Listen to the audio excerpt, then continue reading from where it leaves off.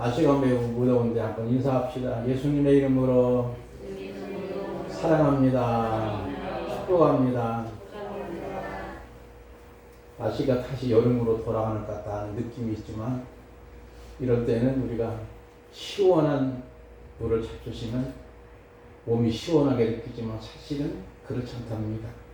오히려 따뜻한 물이 좋다는 이야기가 있지요. 물론 우리에게 생수가 필요하겠지요. 언젠가는 이제 방송에서 이런 얘기를 하더라고요. 물은 생명이다. 한번 따라할까요? 물은 생명이다. 오늘 그런 주제입니다. 바로 생수의 강. 이런 주제로 같이 말씀을 나누겠습니다. 우리가 7장을 보면서 배경은 유대인의 초막절입니다. 초막절은 출애굽 광야 생활 체험으로 초막을 엉성하게 짓습니다. 그리고 실로와 물가에 가서 물을 기르다가 제단에 붓는 의식이 있습니다. 그리고 나서 여인의 뜰에 불을 밝히고 마지막 클라이맥스는 하나님의 말씀을 낭독합니다. 이게 바로 유대인들의 지키는 초막절 절기입니다. 그때 예수님이 37절과 38절에 말씀하시는데 이 말씀은 요한복음 4장 14절 말씀과 비슷한 맥을 같이 합니다. 우리 한번 다 같이 오늘 암송의 말씀이니까 한번 다 같이 한번 여러분만 시작.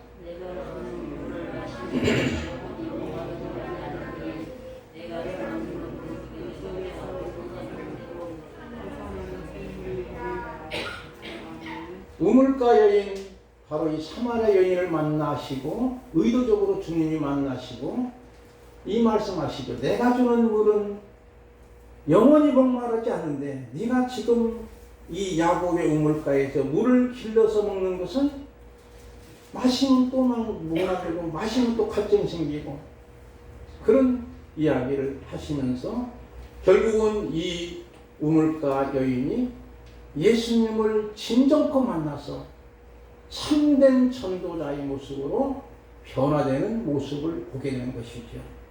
사람들로부터 지탄받는 여성이고 불륜의 여성이라고 손가락질 당할지라도 예수님 만나니까 그의 삶이 확실하게 변화가 된 그런 모습이지요. 그러면 우리가 중요한 것은 사막의 여행자들, 특히 유대 땅은 우리나라는 삼천리 금수강산이지만 3분의 2는 대부분이 황무지의 땅이고 사막의 땅이고 유대 광야가 있습니다. 그리고 조금 지나면 바로 그 시나이 반도도 거의 보면은 돌과 모래가 섞여진 농사해봐야 되지도 않는 그런 땅이지. 그러한 사막지대에 오아시스는 생명수나 마찬가지입니다. 만약에 이 여행자가 사막에서 물이 떨어졌다면 생명을 잃게 되지요. 이스라엘 백성의 광야에서 물은 곧 생명입니다. 광야 생활 40년 동안 그 모세가 미디안 광야의 생활에서 40년 동안 견디듯이 모세는 그 광야길을 너무너무 자세히 압니다. 그런데도 40년 동안 이 백성을 이끌어가는 데 있어서 물이 없으면 안 되는 거예요. 그 물이 생명수예요. 마찬가지로 그런 모습이죠. 그러므로 우리가 중요한 것은 명절 끝날 실로와 물을 길에다가 붓고 불을 밝히고 말씀을 낭독할 때 성회로 모임에서 이같이 주님이 외치신 말씀이 바로 37절과 38절 말씀인데 우리 37절과 38절 말씀을 우리 김명신 원사님 한번 읽어주실까요? 명절 끝날 그 날에 예수께서 서서 외쳐 이르시되 누구든지 목마르거든 내게로 와서 마시라. 나를 믿는 자는 성경에 생수의 강이 흘러나오리라 하시니. 아멘. 엄청 중요한 말씀입니다. 예수님이 외쳐 이르시되, 예수님이 큰 소리로 외치다는 것은 강조하고 또 강조하는 거예요. 뭐라고 말씀하시냐면 누구든지 목마르거든 내게 와서 마시라. 한번 따라서 누구든지 목마르거든 내게서 와서 마시라. 누구든지 중요한 단어예요. 특정 대상을 정하지 아니합니다. 가난한 자이든지 부자이든지 센터 있는 사람이든지 병들인 색이든지 누구든지 대상입니다. 바로 믿음은 누구든지 믿음을 가질 수 있고 그리고 생수를 맞을 수 있다는 것이요. 세상은 지우 고화를 또는 빈구에 따라서 마시는 물의 차이가 있을 수 있습니다. 세상은 생수를 마시는 자와 흙탕물을 마시는 자로 구분이 될 수 있지만 예수님은 누구든지입니다. 가난한 자나 부자나 지식 있는 사람이나 지식 없는 사람이나 돈 많이 버는 사람이나 돈 별별 많이 벌지 못하는 사람이나 똑같이 누구든지 간의 대상이에요.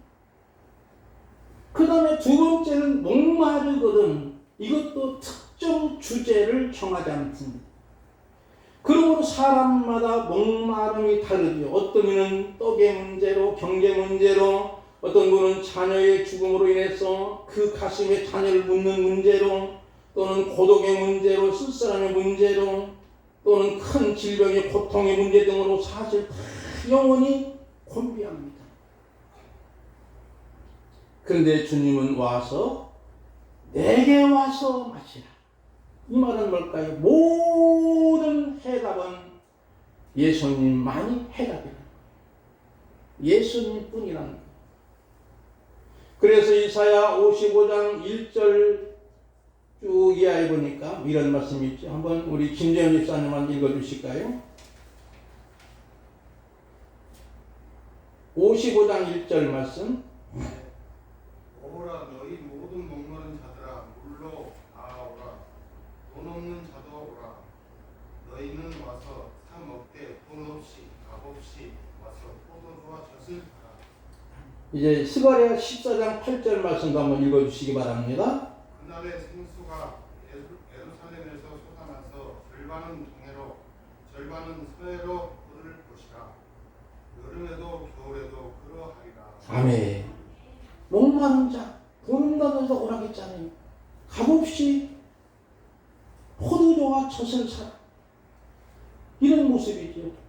그러므로 우리가 누구든지 목마르거든 주님께 올 때에 바로 해갈이 되는 줄 믿습니다. 문제가 아니고 답이 나오는 줄 믿습니다. 그러므로 38절에 이런 말씀이 나오죠. 이 말씀은 다시 한번 또 우리 전천장로상 읽어주실까요? 나를 믿는 자는 성경의 이름과 같이 그 배에서 생수의 강이 흘러나옵니다.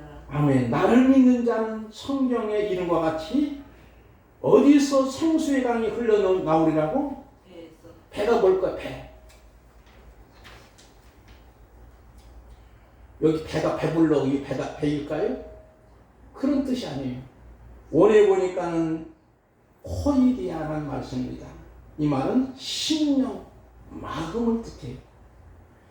그러므로 예수님을 믿는 자들의 심령에서 마음에서 생수의 강이 흘러나오리라 하시는 거예요. 오늘 우리에게 주시는 메시지입니다. 과연 여러분의 마음 속에서 여러분의 심령 속에서 생수의 강이 흘러넘치는가요? 이 39절 말씀은 그것이 뭐냐? 곧 그를 믿는 자들의 받을 성령을 가르칩니다. 성령을 가르치는 거예요. 우리 심령에 성령님이 내 안에 내주하시고 충만에 거하면 우리 삶에 성령의 사람이 되어서 나로 통해서 성령의 물줄기가 막 동서남북으로 흘러넘치는 줄 믿습니다. 그러므로 성령이 흐른 곳에는 에스겔서 47장 1절 쭉 이하까지 조금 길기 때문에 교도하겠습니다. 중간에 제가 자른 부분은 읽지 않아도 됐거든요. 1절 제가 먼저 봅니다. 그가 나를 데리고 성전문에 이르니 성전의 앞면이 동쪽을 향하였는데 그 문지방 밑에서 물이 나와 동쪽으로 흐르다가 성전 오른쪽 계단 남쪽으로 흘러내리더라.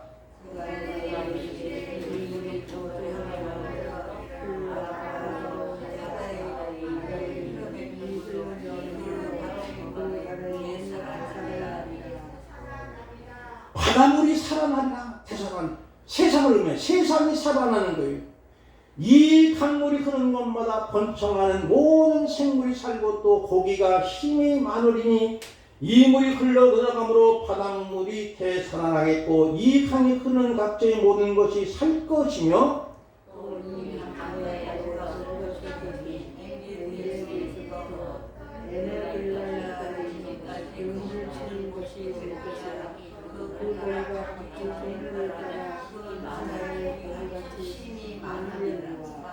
강 좌우 강에는 각종 먹을 과실나무가 자라서 급이 시들지 아니하며 열매가 끊이지 아니하며 달마다 새 열매를 맺으니 그 물이 성소를 통하여 나옴이라. 그 열매를 먹을 만하고 그 잎사귀에는 약재료가 되리라.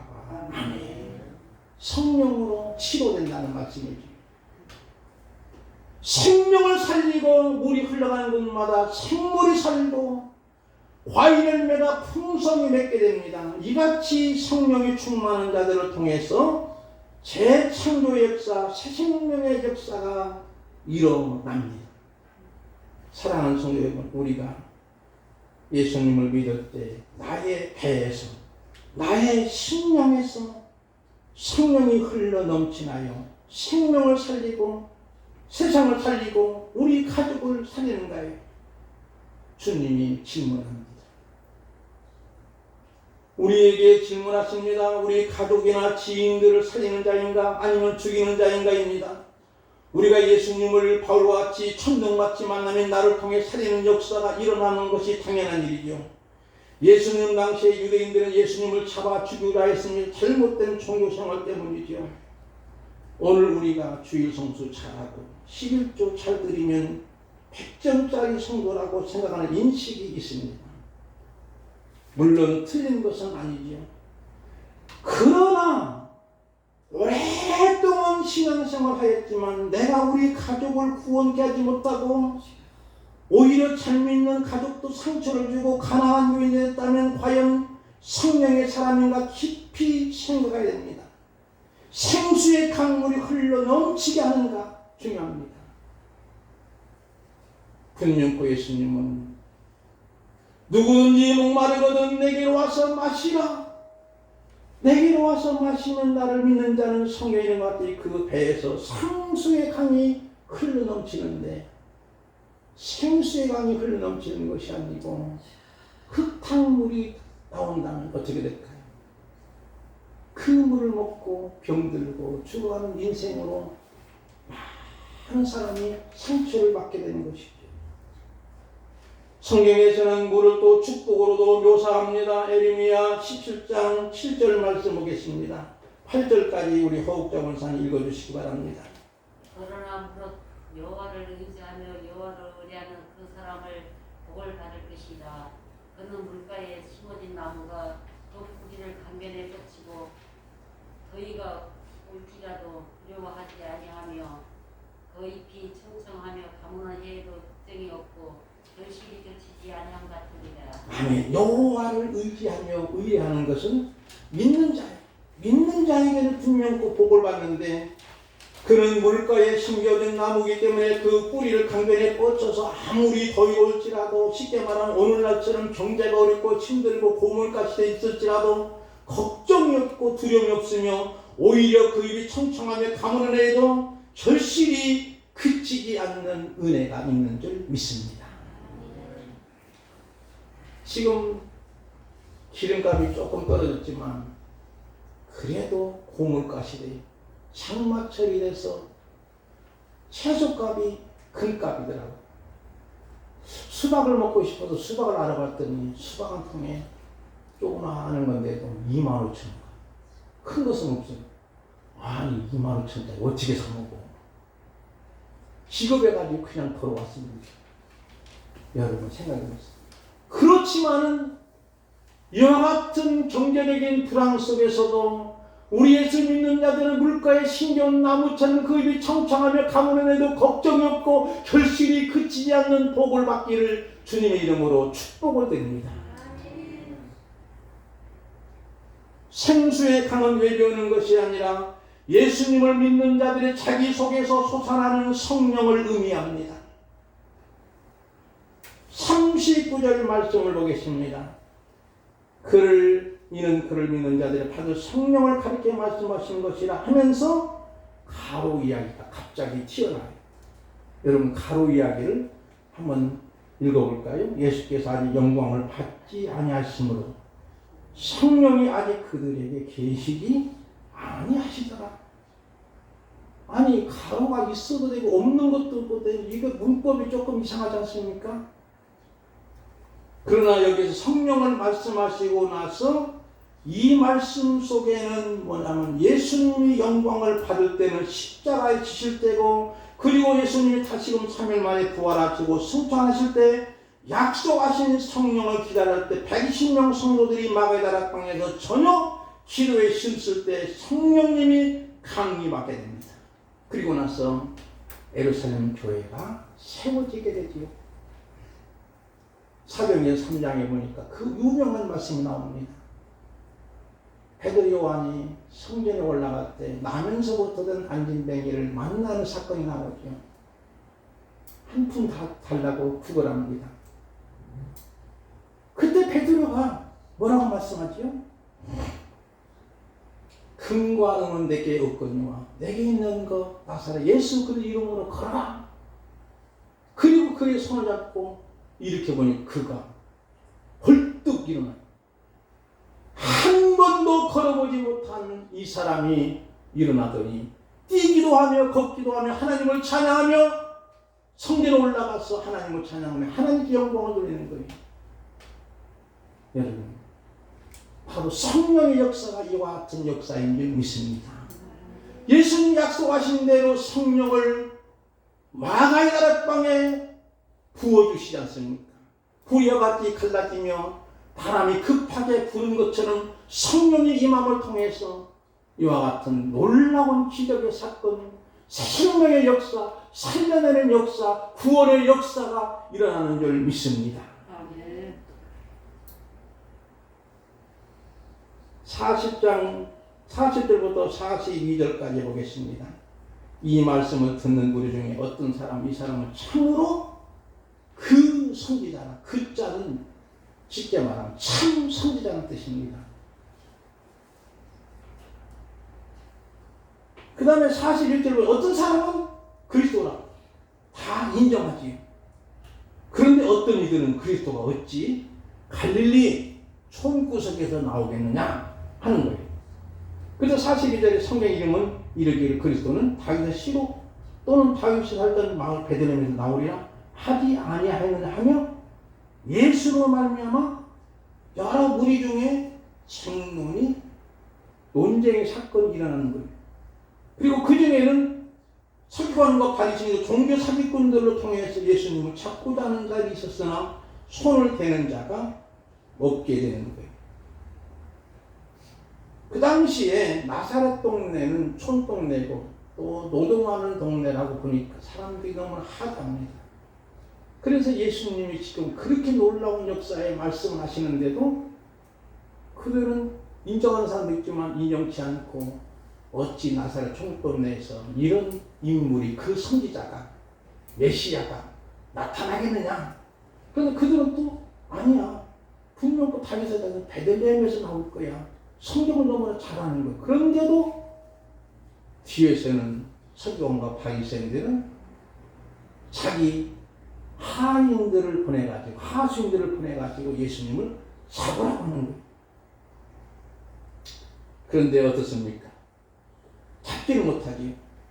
왜냐하면 이들은 율법은 알지만 오랫동안 신앙생활에서 성경도 알지만 예수님을 진정으로 천동같이 만난 적이 없기에 심령의 생수가 흘러오는 것이 아니라 오히려 흙탕물이 나오는 거예요. 사랑하는 성도 여러분, 오늘 우리의 삶 속에 정말로 내가 성경은 여러분이 많이 읽고 쓰셔야 됩니다.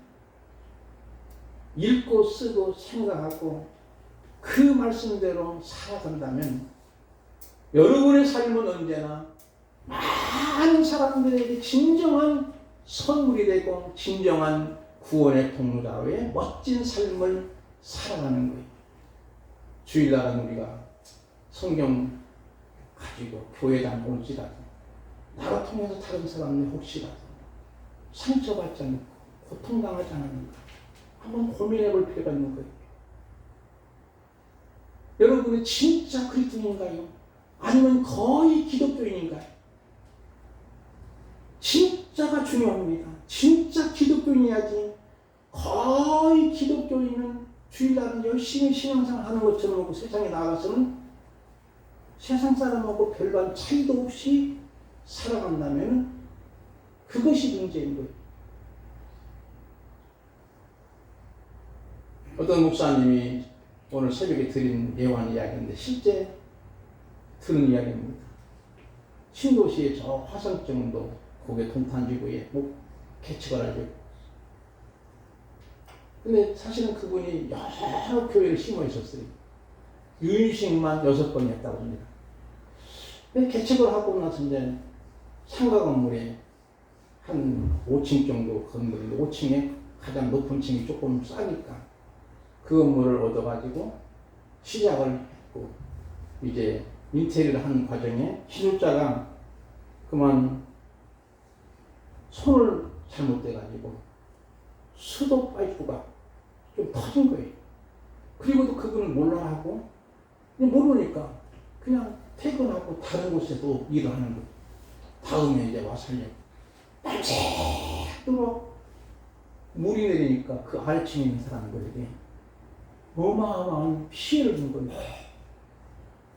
거기에 보면 뭐 인테리어도 그냥 물들어 버리고 여러 가지 자재 같은 것도 막 물이 차기도 하고 그런 안타까운 모습이. 그런데 그분이 딱 돈을 가지고 있는 것이 한 3억 정도 가지고 있었다. 이제 개척하고 나서 쓰려고 하는 그 돈이겠지. 근데 나중에 엄청나게 화가 나지만 어떻게 그래서 그분들에게 보상을 해준 거예요. 개인적으로 만나가지고 제가 잘못했습니다. 업자가 잘못했다고 제가 잘못했다고. 그리고 나서 전부 보상을 딱 해주니까 3억이라는 돈이 다 나가고 단돈 10원도 안 남다는 거예요. 그러면서 하나님 앞에 기도하게, 하나님 어쩌면 내가 돈 3억 있는 거 어떻게 아셨어요? 나만 알고 있는데 하나님이 미리 아셨군요. 그것까지 하나님 가져가십니다. 그러면서 그분이 하는 결론이 뭐냐면 자기가 손댄 것은 지금까지 잘 된 것이 없고 다 망했다는 거예요. 근데 자기가 손 안 댄 것은 잘 된 거예요. 그게 뭐냐고 그랬더니 우리 두 아들이라는 거예요. 자기가 목회 막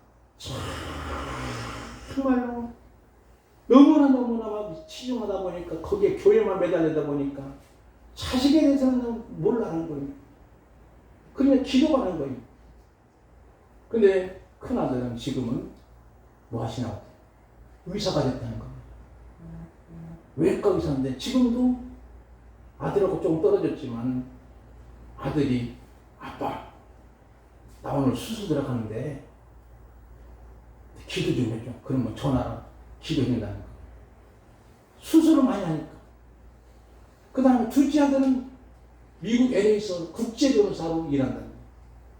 그러면서 내가 자식들에게는 무관심하고 손도 대지 않았는데 내가 손 안 댄 것은 잘 되고 손 댄 것은 이상하리만큼 안 된 것은 뭘까? 나중에 조금 눈급 하나 달라진 것이 뭐냐면 내가 하려고 하니까 안 되는구나. 하나님께 맡겨야 되는데도 내가 하려고 그동안 얼마나 애쓰고 힘썼는지 그들로부터 전폭적으로 하나님께 맡기는 그런 모습이죠. 그림으로 통해서 결과적으로 그 교회가 지금은 상당히 붕괴했는데 왜? 이유가 뭘까요? 거기에 상가 있는 사람들에게 우리 5층에 진짜 교회가 왔어. 그러더라는 거예요. 진짜 교회가 왔다고 사람들이 말하는 거예요. 그러니까 사람들이 진짜 교회를 가고 싶지 가짜 교회를 가고 싶겠어요, 여러분이요? 생각해 봅시다. 오늘 저와 여러분들이 진짜 믿는 자가 되기를 주님의 이름으로 축복을 드립니다. 그리고 여러분을 통해서 구원의 통로자, 축복의 통로자로 멋지게 아름답게 살면서 나를 통해서 그 생명이 살아가는, 생명이 살고 풍성해지는 모습을 보고 너무나 기쁨에 감사에 영광 돌리는 눈물이 흘러넘칠 줄 분명히 믿습니다. 이게 우리 성도의 참맛인 줄 믿습니다.쟁문이 벌어져가지고 결국은 44절 보니까 예수님을 잡고자 하지만 아무도 손을 내지 않았습니다. 왜냐하면 예수님이 너무나 그 엄중한 그 영적인 힘을 보았기 때문이지요. 여러분이 영화 배너를 여러 번 보신 분도 있을 겁니다. 노예로 끌려가는 배너같이 져서 쓰러지자 누가 마시는 물을 주는 것입니다. 그 상황을 본 로마 정교가 준 사람을 치라고 명령합니다. 그때 벌떡 일어나 마주보니 그 경사는 감히 때릴 수 없는 것처럼 바로 그분이 예수님이시죠. 이와 같이 예수님을 보는 순간 그 누구도 폭력성이 사라집니다. 그러므로 대장과 바리새인들과 서기관들이 지체하기를 예수님을 왜 잡아오지 않느냐? 근데 그 사람이 말하는 것처럼 많은 사람은 이때까지 없었느냐 합니다. 여기서 예수님 말씀이 어떤 달콤한 말, 어떤 수사학적인 기도가 아닌 것을 알 수 있습니다. 예수님의 말씀은 온몸으로 출발한 말씀이에요. 머리와 가슴과 팔로 출발한 말씀에게 힘이 있어 사람들의 가슴을 울리는 말씀인 거예요. 그래서 적대지 않은 이들까지도 감히 예수님을 잡을 수가 없었고, 우리가 조심할 것은 말의 기도나 유머로 사람을 감동시키려면 잠시는 재미가 있지만 삶의 변혁이 없는 거예요. 혹시라도 여러분, 목사님 설교할 때 재밌는 얘기 있으면 좋겠어. 여러분, 교회를 재미로 다닙니까? 아니면 하나님이 나를 구원해 주신 그 크신 은혜가 너무나 감사하고 감격해서 다니십니까? 어떤 분은 교회를 재미로 다니는 분들이 업전에 있는 것 같습니다. 그런 모습이